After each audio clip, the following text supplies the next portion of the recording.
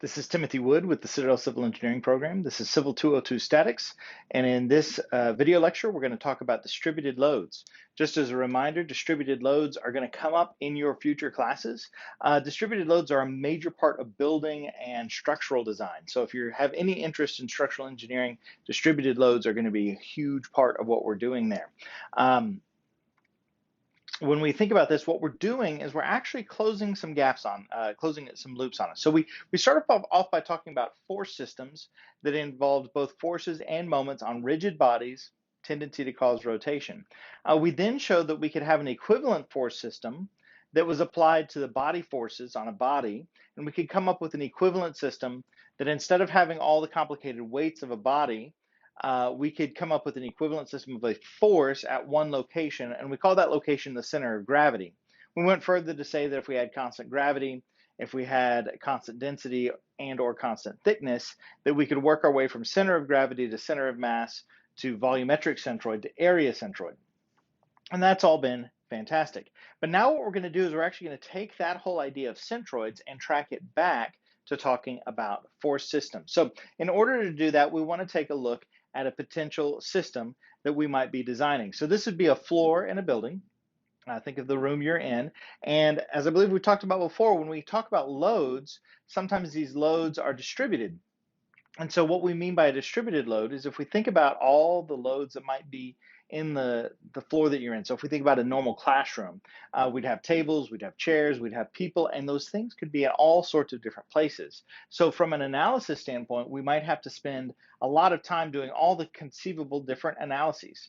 Alternatively, what we might do is we might come up with an equivalent loading based on distributed loads. And this is actually how the code works. So instead of modeling all the unique places where we might keep all the stuff, the code tells us that we're going to do a distributed load, so basically model as a pressure, or we can even think of it as a fluid that applies over the whole area of the room. So for example, normal classrooms have a design load of 100 to 150 pounds per square foot. Another way to think of that, instead of trying to keep track of all the places people could stand or move, stuff could be in the room, that load would be turned into people soup. So be like 150 pounds per square foot, so a little over 2 feet of water in the room that applies the load. And the way that we would look at that is if we're thinking about filling up a room with water, we're now dealing with a volume that has constant thickness and constant density. So we're going to take these loads, and rather than doing point loads, we're going to apply the loads as pressures. Loads applied as pressure. So some examples of this could easily be contact pressure. So we know that when we actually push on a thing, there's going to be a pressure applied across that area. When we think about fluid dynamics and fluid mechanics, we think of that pressure system, just like I talked about the idea of having that pool. You've got a pressure. As you dive deeper in a pool, you get more pressure on your ears because there's more pressure that's being applied. That's being applied throughout as a distributed load. And then finally, the design loads, which was what we just kind of talked about in terms of taking a wide range of point loads and modeling them essentially as fluid loads, but as pressures. So we come up with those pressures. Now, when we have those pressures, we're going to have units. The units for this is going to be the units of pressure.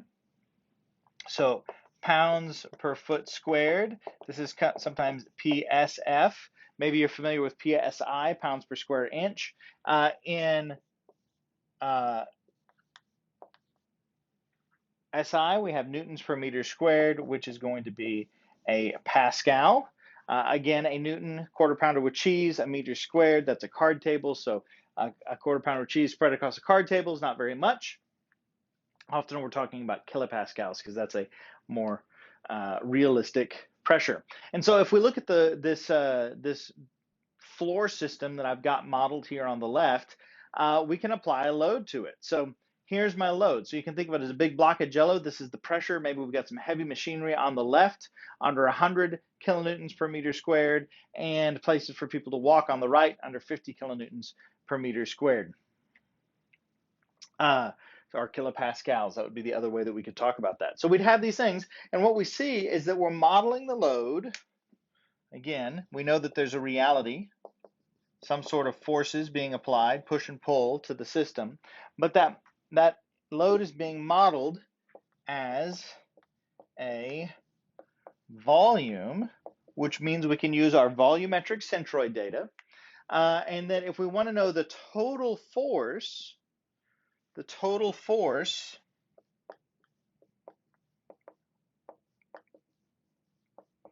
is equal to the volume of this shape. So if we think of it as being a rectangular shape, we can calculate the cross-sectional area. That's going to have units of meters squared. When we multiply that cross-sectional area, meters squared, by the height, or the intensity of the distributed load, that height is the pressure, pascals, meters squared cancel out, and we get to a force. And the equivalent location is that we would apply that total force at the volumetric centroid.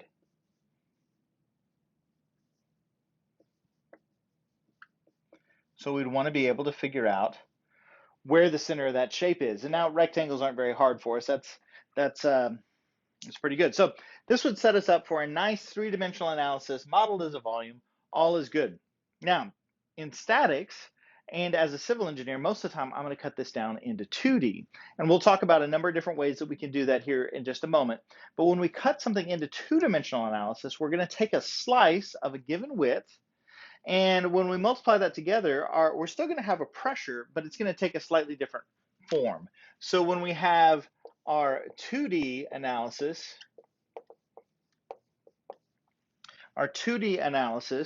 is going to take that pressure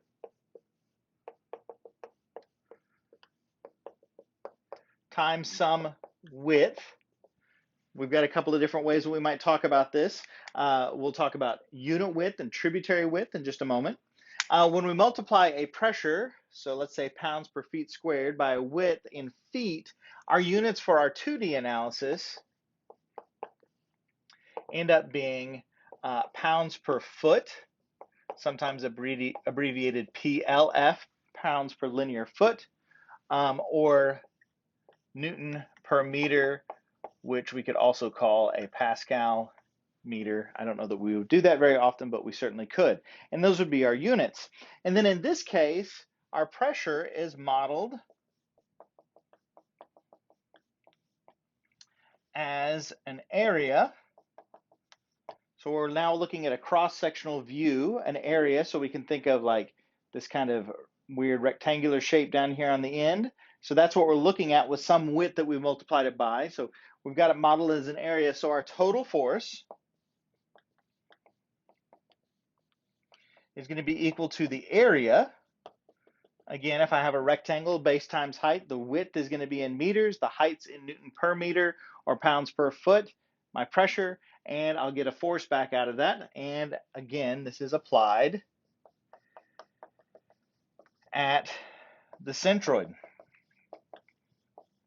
So when we have a distributed load, what we'll often do is we'll take that distributed load and we will convert it into an equivalent system. Again, tracking back to our earlier lectures, an equivalent system, rather than having a distributed load, it has a force at a location, the total area applied through the centroid of the shape.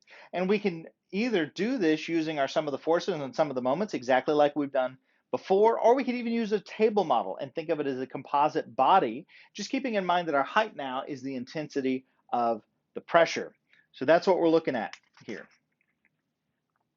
All right, so this is distributed analysis. We're going to talk about load path in just a second. Now, with the idea of a load path, what we're doing is we're taking a distributed load that is three-dimensional. So we're modeling it as a volume, and we're going to take a slice so that we can take that three-dimensional design and turn it into a two-dimensional analysis. So when we do this, we're going to take different size slices. So the two major analysis methods that we use are our unit width analysis and our tributary width analysis. Remember, when we go from 3D to 2D, we take our pressure and we multiply it by a width. In the unit width analysis, we're going to multiply it by a unit wide strip of a 3D body. So we're multiplying the pressure by a unit wide strip. We're actually going to pull pieces of that as well.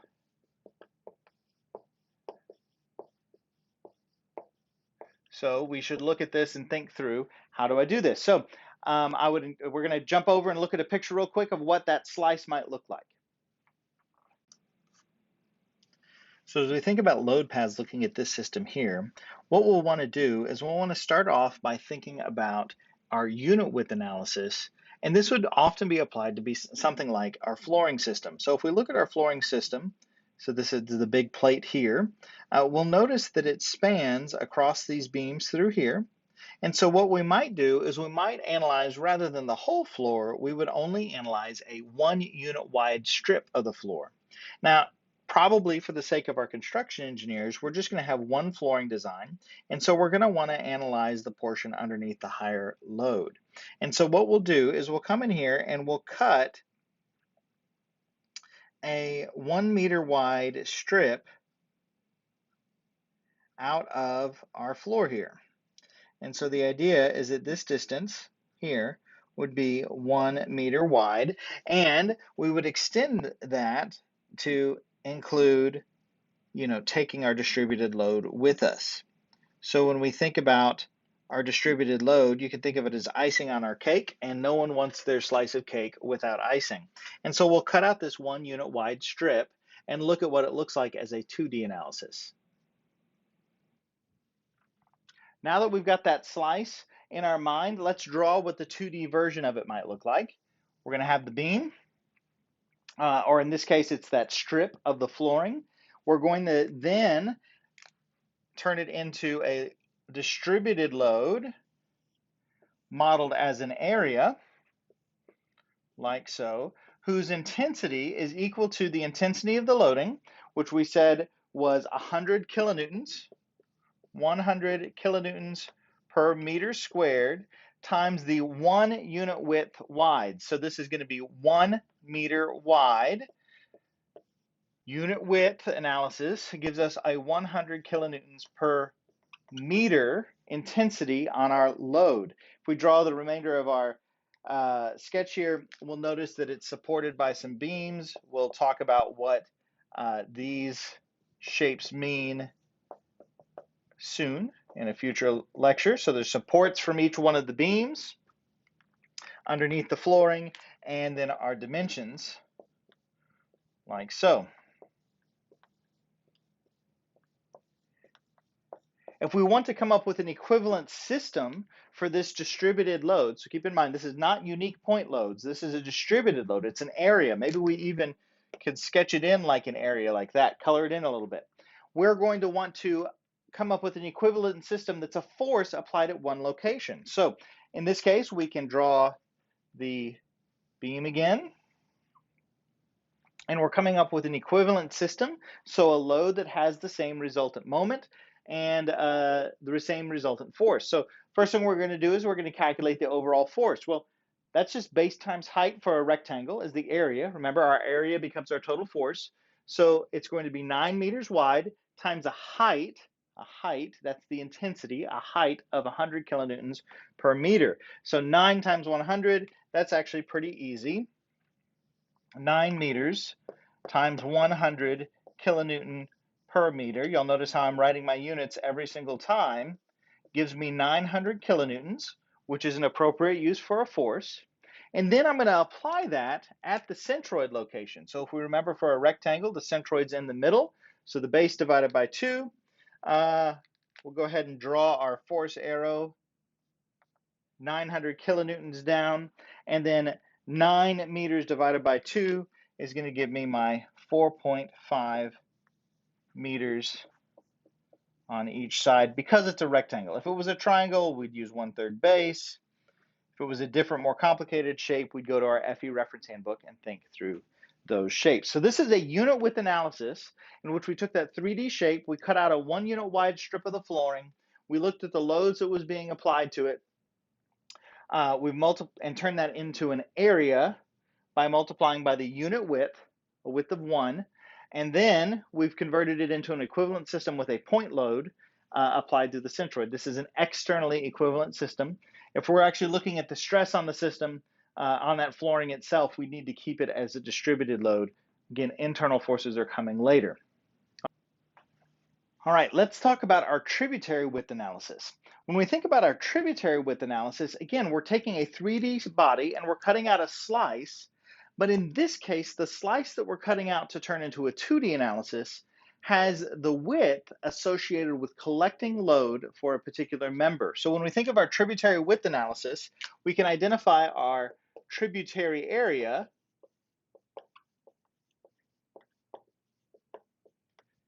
as the area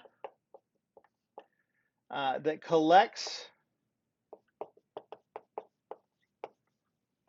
load for a particular member. So we're making an assumption, a simplification, but we're looking at it and we're saying, okay, this is the part that's going to collect the load for a member. So let's take a look at what that would look like for our flooring design, not looking at the floor anymore, but now designing for one of these beams. Now, as we look at our load, what we want to do now is use a tributary width analysis and identify a tributary area. Often this is going to be used for our beam design. So if we look at our beams here, we'll notice that we have an outside joist here, a center joist, an inside joist, so two inside joists or beams, and an outside joist. And if we think about load at any particular location, so if I look at the load that's hitting the deck here, I ask myself the question, well, where does that load go? Is it going to be carried mostly by this beam, or is it going to be carried mostly by this center beam? And as a simplified way of thinking about this, what we can do is we can identify these different areas where load is going to be collected and then applied to a particular beam. So this might be the area that's collecting load and bringing it to the outside beam here. We might have a different, or we would have a different area. So if the load's on the other side of this, you think of it as a tributary. We think about tributaries being from the study of hydrology and watersheds. So the idea that we have a tributary area that's capturing water and bringing it toward a river. And these midpoints here are kind of like our continental divides that are defining for us the areas that we're engaging with. And so now we've identified our tributary areas going forward, like so. Our tributary width then is going to be these distances to each joist. So in the case of these middle ones, we'd have 3 meters. So I'm just splitting the difference. If those are spaced out at 3 meter widths, I'm splitting the difference. And 1.5 meters here. And again, our construction engineers are going to be thankful if we don't have additional extra parts that we don't need. And so if we design our center joists for the 3 meter widths, we might just use them out here knowing that they're going to have half the amount of load because they have half the amount of width. So if I was going to design for that center joist, I would come in here and I'm going to pull off this load here. Remember, I'm like taking my icing with me as I cut it down. And I'm going to take all of this load with me as I carry out my analysis in the next step, like so. So I'm slicing out that, cutting out that slice, and I'm doing a 2D analysis of this volume here that I've identified with my slice through there. Okay, now that you've taken a look at what it looks like to identify that tributary area and that tributary width, let's look at what the 2D analysis would look like. So in this particular case, our tributary width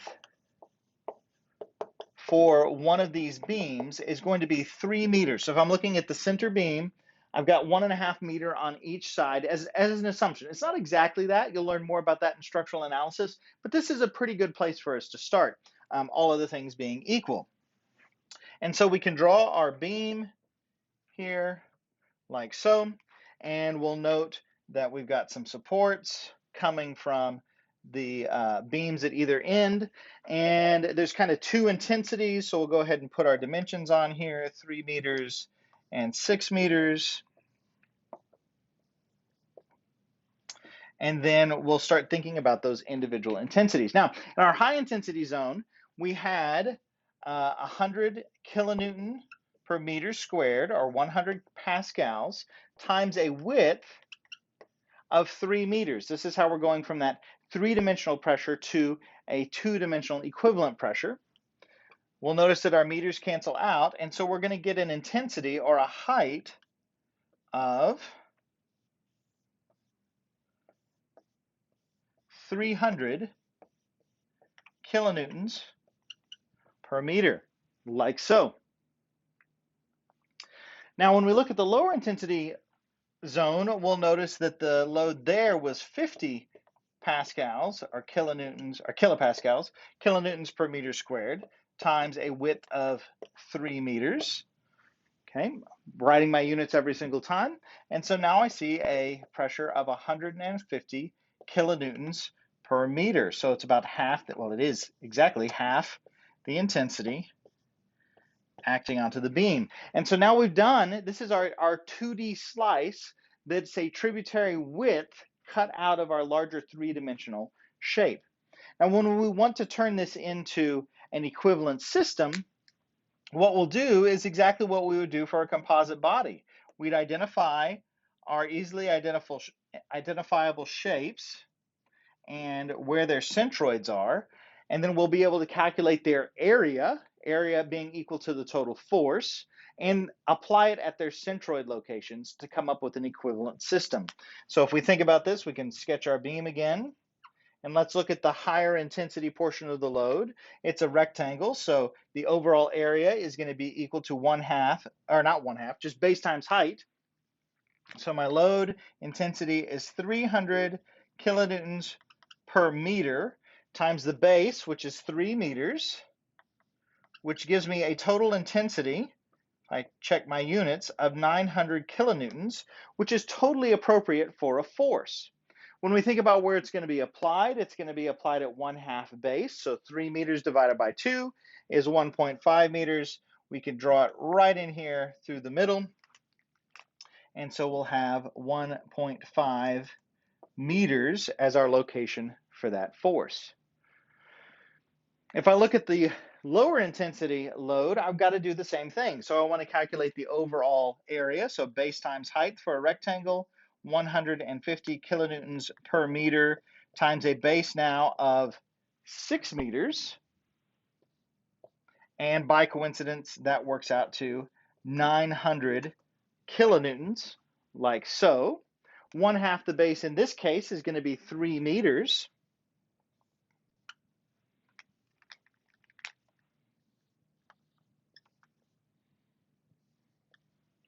3 meters, which means that in between we'd have 3 meters plus 1.5, so 4.5 meters, making this an externally equivalent system compared to this distributed load, which is actually measuring that larger 3D reality for a interior beam on our overall floor system. So this is how we would apply our tributary width analysis. At this point, we've got something that we were using before, looking at how we could calculate the sum of the moments about one end and do a force and a moment, and then take that moment and divide it by the overall force and get to a force at a location, which in this case, if we think about just our mental model, it's going to end up being halfway between because these two loads happen to be equal. So we'd be putting 1,800 kilonewtons right there at halfway. So 4.5 divided by 2 is 2.25 plus 1.5, so 3.75, somewhere right around there. All right, hopefully this is helpful to you. We'll work an example problem on the live lecture together, and I look forward to seeing you in class.